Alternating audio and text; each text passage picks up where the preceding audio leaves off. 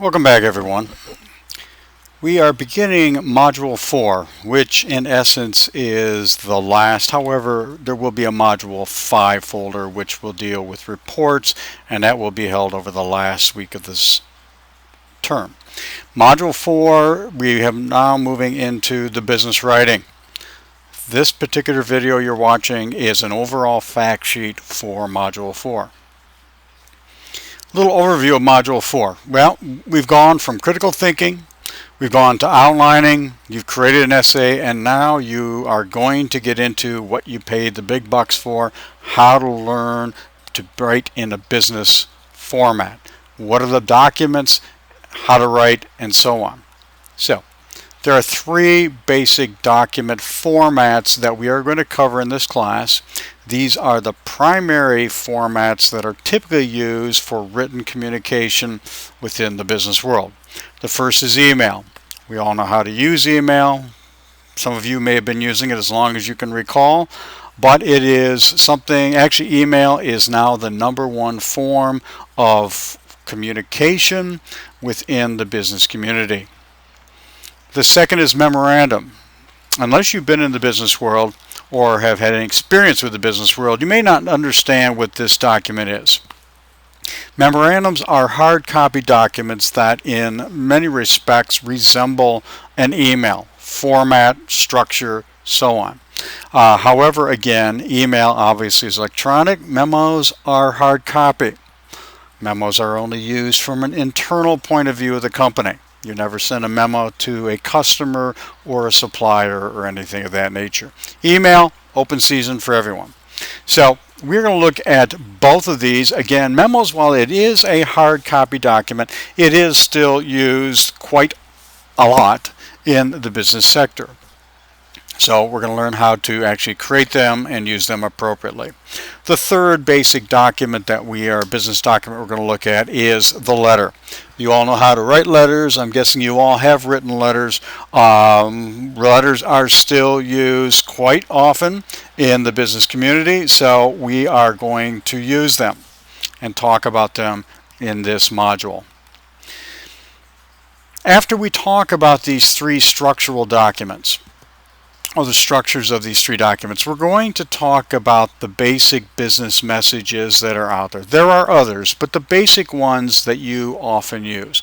The first is routine messages. So far, basically, everything that you have done has been a routine message. It may be a response to a request. It may be asking a request. It might be they're typically seeking information. So I would say that the vast majority of the messages that you will write in the business community will be of a routine nature.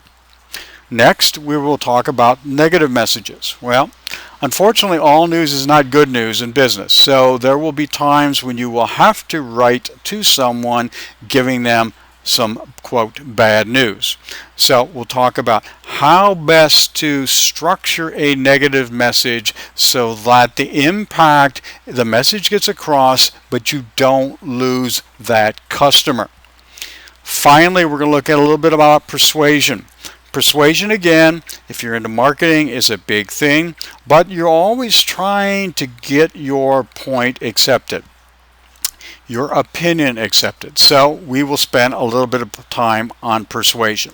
Now, all three of these, routine, negative, and persuasive messages, can be used in emails, can be used in memorandum, can be used in letters.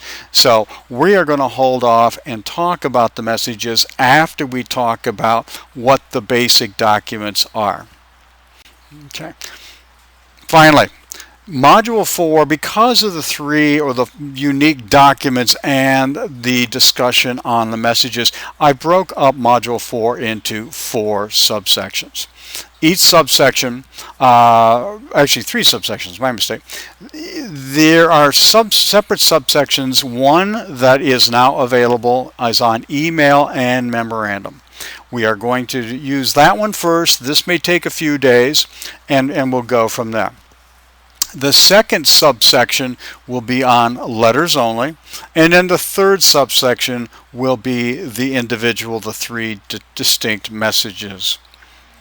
Each of these subsections will contain their own unique fact sheet folders, readings and viewing folders, and assignment folders.